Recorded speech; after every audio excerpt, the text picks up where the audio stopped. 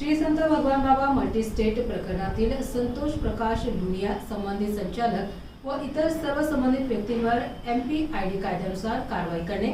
फरार आरोपी संचालकांना लपवून संरक्षण व मदत केल्याच्या संशयाची चौकशी करून संतोष लुनिया यांना कायदेशीर प्रक्रियेनुसार ताब्यात घेऊन सहभाग निष्पन्न झाल्यासह सह आरोपी करणे, त्यांची एजंट सदृश भूमिका, आर्थिक व जमीन व्यवहारांची चौकशी करून संबंधित मालमत्ता अटॅचमेंट करण्याची मागणी जन आधार सामाजिक संघटनेच्या वतीने करण्यात आली असून मागणीचे निवेदन जन आधार सामाजिक संघटनेच्या वतीने अहिल्यानगर पोलीस अधीक्षक यांना सादर करण्यात आले असल्याबाबतची माहिती जन आधार सामाजिक संघटनेचे संस्थापक अध्यक्ष प्रकाश पोटे यांनी माध्यमांद्वारे बोलताना दिली आहे.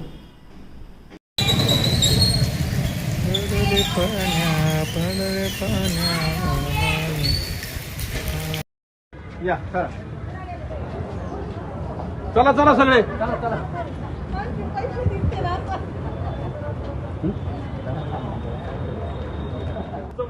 समजून घ्या. आपण काही लोकांना बोलू शकत नाही, परंतु हेच त्यांना मदत करतात का काय आमचा विषय तयार होतो. थांब ना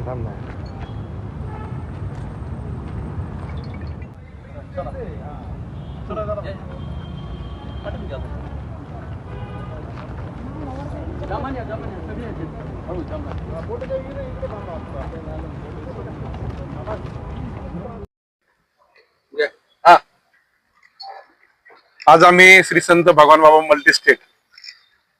यातील जे फरार आरोपी आहेत आणि हे जे फरार आरोपी आहेत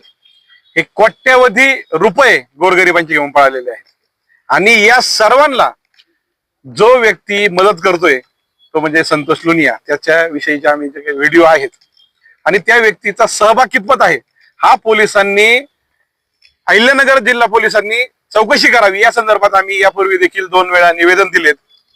त्यांनी ज्या संत भगवान बाबा मल्टीस्टेटच्या ज्या काही प्रॉपर्ट्या खरेदी केलेल्या आहेत त्या प्रॉपर्टीचे खरेदी खत इंडेक्स 2 सुद्धा आम्ही पोलिसांना दिलेले आहेत. परंतु अद्यापर्यंत 2-3 महिन्यांमध्ये आतापर्यंत या व्यक्तीचा सहभाग कितपत आहे किंवा याची कितपत चौकशी झाली याच्यावरती कुठलंही लेखी आम्हाला पोलीस डिपार्टमेंट करून मिळालं नाही. त्यामुळे आज आम्ही मोठ्या संख्येने या ठिकाणी अहिल्यानगर जिल्ह्यातील जे भगवान बाबा मल्टीस्टेटचे ठेवीदार आहेत या ठेवीदारांना घेऊन पोलीस अधीक्षकांना भेटलो आणि लवकरात लवकर या प्रकरणामध्ये जे फरार आरोपी आहेत 2-2, 3-3 वर्ष आले यांच्यावर गुन्हे दाखल आहेत,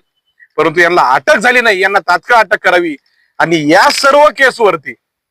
हे जे संतोष लुनिया महोदय आहेत यांच्या CDR चेक कराव्यात. आम्ही जे काही व्हिडिओ दिलेत ते व्हिडिओची फॉरेन्सिक चेक करण्यात यावं, त्यातून त्याचा सहभाग कितपत आहे त्या व्यक्तीचा ते आढळल आणि त्यासोबतच या केसमध्ये असे जे व्यक्ती आहेत का जे या केसमध्ये इन्व्हॉल्व आहेत, भले ते संचालक नाही आहेत, याच्यामध्ये एक केदार, सुनील केदार, सतीश केदार हा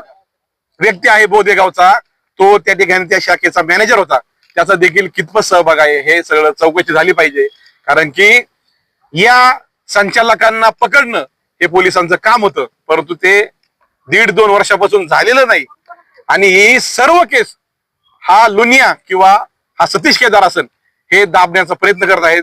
किंवा यांचा कशा प्रकारे याच्यामध्ये सहभाग आहे आणि असे अजून किती लोक आहेत का जे संचालक नाहीत परंतु या लोकांना मदत केल्यामुळे गोरगरिबांचे पैसे अडकलेले आहेत. त्यामुळं लवकरात लवकर या सर्वांच्या प्रॉपर्टींचं फॉरेन्सिक ऑडिट व्हावं, या संचालकांच्या सर्व ट्रान्झॅक्शनचं फॉरेन्सिक ऑडिट व्हावं आणि संबंधित सर्वच्या सर्व लोकांना यामध्ये आरोपी करण्यासाठी आज आम्ही पोलीस अधीक्षक साहेबांना भेटलो.